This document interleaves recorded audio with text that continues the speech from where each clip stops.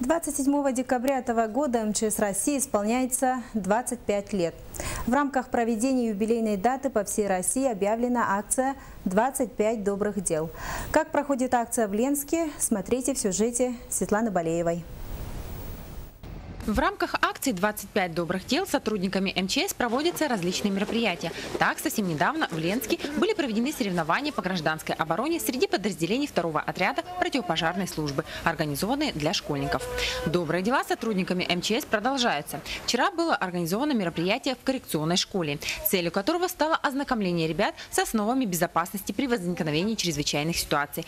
Психологом отряда был проведен игровой тренинг группой сплоченности с включением занятий арт-терапевтических мероприятий. В всех наших мероприятиях, связанных с детьми, нам оказывают помощь педагоги и руководство школ. Но, как известно, теория с практикой должны идти рука об руку. Поэтому ребятам старших классов после небольшой лекции было продемонстрировано использование дыхательного аппарата и капюшона спасаемого.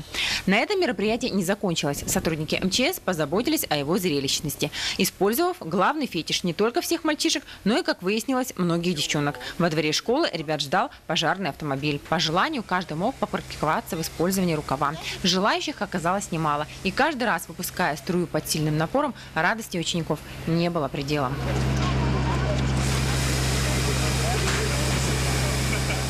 Хочется отметить, что акция «25 добрых дел» для сотрудников МЧС на этом не заканчивается.